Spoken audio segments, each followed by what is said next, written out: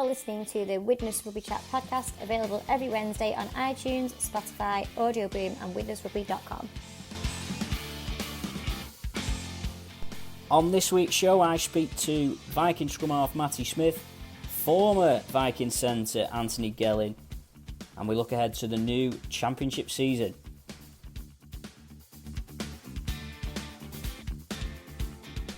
Welcome to Widnes Rugby Chat, episode 37, the last one before the championship season begins on Sunday. Widnes travelling to Bowerfold, the home of Stalybridge Celtic, to face Oldham.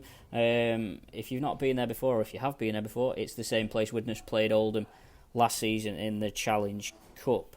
I sat down with Matty Smith at the championship season launch a week or so ago. Got that full interview coming up just in a moment. I also caught up with him on Love Rugby League as well, so keep an eye out for that podcast as well. But let's go straight into it then. I sat down with Matty Smith to discuss how his move to Widnes came about and how he's been finding pre-season so far. So Matty, obviously made the decision to sign for Widnes. Just tell us a little bit how that all came about.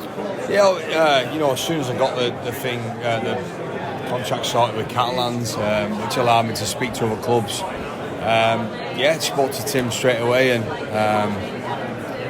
it was great. I've spoken to him a couple of times before with one thing or another clubs, and to finally sit down with him and go through what he wanted how the team to play and who he's bringing in, who he's trying to get, and for me straight away, I wanted to sign. I think to work with him, the experience he's got and what I can learn from him as well is a big reason. But it's local for me. I've been at the club before. I'm familiar with the club, and know quite a lot of the lads as well. So it's been an easy transition into going into training and obviously playing my first game yesterday.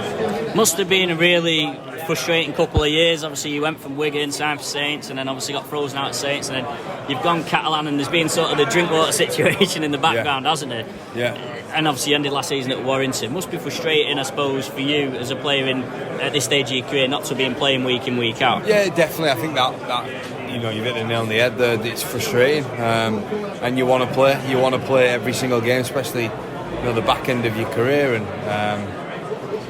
for one reason or another it didn't work out at Catalans, but the experience we got from going over there was great, not just for me but for my family as well. But it's good to be back home, back around family, and just hopefully start enjoying my rugby again. Like you mentioned, I come from Wigan in 2016 where won everything. I had 4.5 great years at Wigan, and then signed for Saints, didn't quite work out, broke my leg and all that kind of stuff, and things kind of spiralled then, and then signed for Catalans didn't happen for me. So to get to a club now where I think you wanted, and you can start enjoying your rugby again, that's my main focus, is just to get on and have a smile on my face and play some good rugby and hopefully do well for Widnes.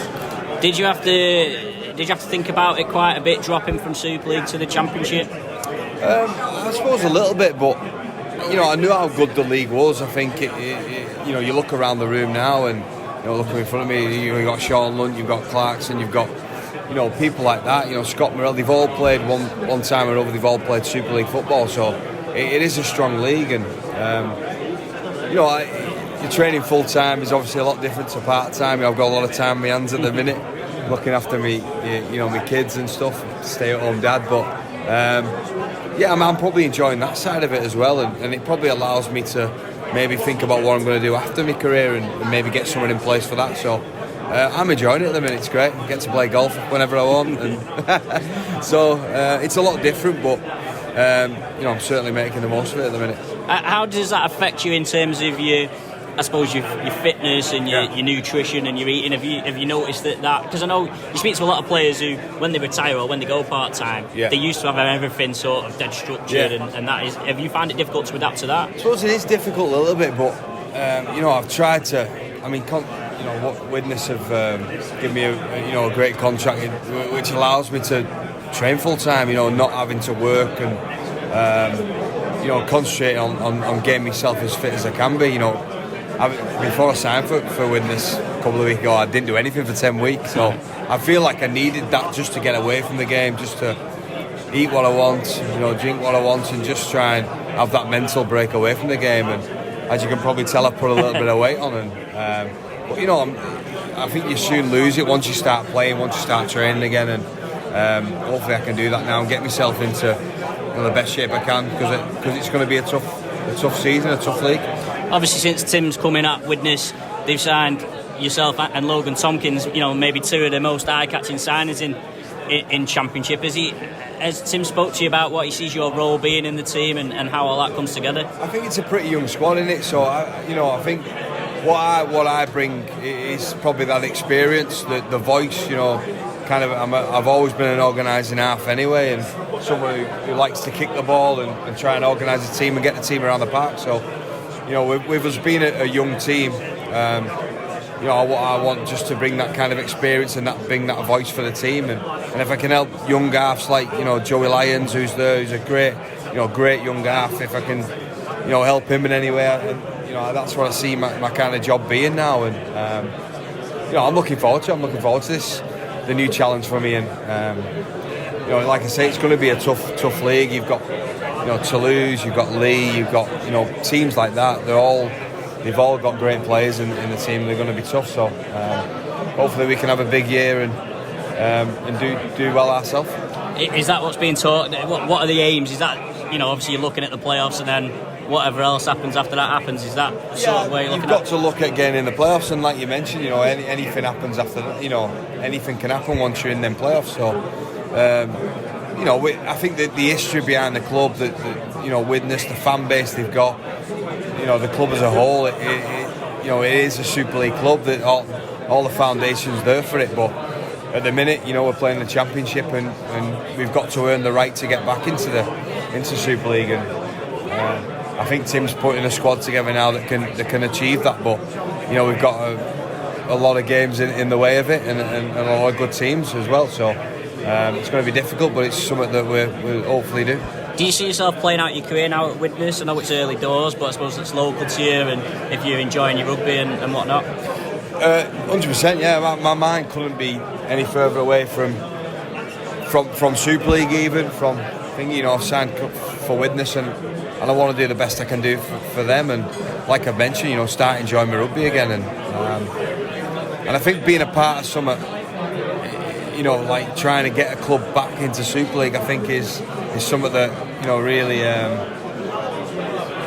want to probably achieve at this part of my career now. So I'm looking forward to that. But yeah, I'm fully committed to Widnes, and although I've only signed for a year with an option for next, I'll give it everything I've got for this year. It's interesting, isn't it? Because it's almost like bookending your career a little bit, because you had the loan spell in 2008, I think. What do you remember from that time? Apart from having a few spots on my face.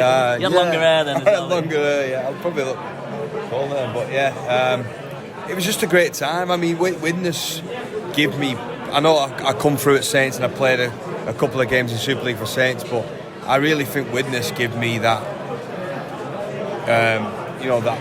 that chance to kick to further my career, because from that spell at Widnes, that 3 months, I played every single game. I got noticed for Crusaders, and Crusaders signed me, and I played every game for Crusaders in Super League. So, Widnes gave me that opportunity, and I'll be forever grateful for that. And but love my time. Come over with Steve Tyra, Christine. Just a good time, just playing. You want to enjoy your rugby back then, and you just want to play. That's all you want to do as a kid. You want to play, and like I said, they give me the opportunity to do that, and I'm grateful. I've spoke to Matty since, and he's quite comfortable, I think, with the expectation levels. No, not many outsiders seem to be talking about Widnes, and I think that'll suit the Vikings down to the ground, especially the likes of Matty and Logan Tompkins in there as well. I'm sure there's some internal pressures, but the fact that everyone's talking about Lee, Toulouse, Featherstone and whatnot probably suits the lineup and the players that are there.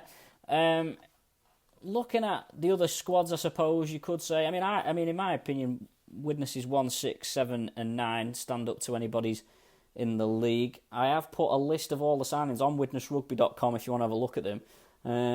I suppose Featherstone have recruited fairly well. Craig Hall, I think, is a great signing for them. Brett Ferris is another good pickup. Thomas Mins from Hull KR as well.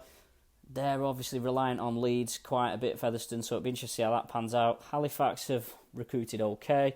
Jody Broughton, Keeler Carlisle, good players, of course. Tom Gilmore, jury's still out on him. Lee will go into the season as favourites. A number of new faces in their team. Danny Addy, a key player for them. They've got plenty of half-back options. Jared Samet, Josh Woods, Ben Reynolds, Martin Ridyard. I think London may struggle, or not struggle, but certainly do less than anticipated. They were relegated from Super League. They've kept the majority of that team, but then they've lost a couple. They've only really recruited Reece Curran of any note from Toulouse. Corey Aston, I suppose you could make an argument for. He comes in from Casford. Dan Norman's obviously a good prospect, but I'm not sure he's anything for Widnes to be too worried about. And Oliver Ashall, but I'm not convinced he'll stay on the pitch long enough for him to make any sort of difference. Toulouse's recruitment's been very good. Harrison Hansen, Frank Winterstein and Lloyd White amongst their recruitment. They'll be up there as the favourites too. York have recruited well. Ben Johnston, Danny Washbrook, Chris Clarkson, James Green, Jimmy Kynor, some real good signings there. I just feel that teams will be a lot more prepared when they face York this season compared to last season. All in all, I think with them top 6 or 7 teams, it's hard to call at this moment in time. Fingers crossed Widnes can get off to a good start when they travel to Oldham on Sunday. Of course, I've been busy doing lots of preparing for the new season, and as part of that, I've been going around the grounds and doing media days and whatnot, and I took the opportunity to catch up with Anthony Gelling, who of course left Widnes at the end of last season to join Warrington. I'm not sure if you've seen it, but there's a video doing the rounds on Sky Sports News where they asked Anthony Gelling who the most successful club in the Super League era was, and he said pound for pound Widnes. So he's not lost his sense of humour despite signing for Warrington. I asked him a bit about his time at Widnes and the circumstances of it all, and he had some interesting things to say, so have a listen. Are you sort of happy where you've ended up? You know, obviously you've had a turbulent couple of years, obviously with, you know, going back home and then coming to Widnes and then coming here. Are you pleased to be back in Super League and back at that top level? Yeah, definitely. Just the environment as well, you know, the staff's good, the facilities are good. You know, I live close to training, so it's a lot easier. You know, this time last year, I was stressing about, you know, my family's visas, a new baby, club, you know, and financial crisis. So, you know, there's a lot on the shoulders. This year it's just purely just focus on rugby. And I feel the benefits of that. And obviously, like I say, you've got the family situation sorted, and I suppose you shouldn't underestimate how important that is to sort of your mental health and all that sort of stuff. It's massive, man. You know, now that it's sorted, you kind of take it for granted again. You know, how hard it was last year. But, obviously you were at Widnes and obviously they were going part-time and stuff. That sort of forced your hand in sort of having to leave, and would you always going to look to go back to Super League? Was that because obviously you signed for Widnes when they were in Super League, so you know, I suppose that's where you thought you would be anyway. Yeah, definitely. It was never my goal to play Championship, or, you know, when they did go Championship, you know, I was looking at, you know, I still wanted to go Super League. I was looking at other Super League opportunities. Yeah, that's always where I wanted to be. So. Do you regret having that year in the Championship? Obviously, you could have maybe moved up. At times, when it first kind of happened, I did. Like when they first got relegated, I was thinking, what am I doing? When they went bust, obviously, I was thinking, what's going on? But looking back at the year now, like I learned a lot about the game, about rugby league. I learned a lot about people, you know, kind of dealing with that kind of adversity. And I learned a lot about myself too. You know, character-wise, you know, I've never really been in that position before, so I was really testing. And I don't look at it as a wasted year at all. You know, I think I learned some really valuable lessons that are going to help me, you know, for the rest of my life. And you built quite a rapport with the Widnes fans, and some of them might have seen you as a bit of a beacon of hope, you know, in them dark times. So did that make it harder for you to then go and sign for sort of their arch rivals? Yeah, definitely. Like it was. Don't want inflatable snakes thrown at you like Kevin Brown. Nah, but I don't think it's like that. Yeah. You know, the thing was when the club went bust, they said, you know, we can see up this year, but next year, you know, we can't. So my hand was forced, obviously. You know, I would have loved to see Widnes push hard and get back in the Super League and all that, but it just wasn't to be, man. You know, a lot of boys, you know, there's boys down in London, there's boys playing up in Yorkshire, you know, that have had to leave, and you know they love playing at Widnes, but just their hand was forced, and you know I think a lot of Widnes fans understand the situation. You know, I still live in Widnes. You know, I was down at training on Thursday with the boys, and you know I'll be there on Sunday watching them play as well. Season tickets are on sale until Wednesday. The first home game is against Batley on Sunday, February the 9th. So get down to the club shop or buy on the official club website if you want to get your season ticket. Thanks, as always, to sponsors Musical All Sorts, PD Law Solicitors, Arnold Gorse Financial Management and Deal the Jewellers. I'll be back next week, hopefully after an opening day win against Oldham. Thanks, as always, for tuning in. Please do leave your comments. Share the post, subscribe to the podcast, leave some reviews on iTunes and Spotify and whatnot as well. And don't forget to keep it widnesrugby.com for all the latest. Thanks a lot.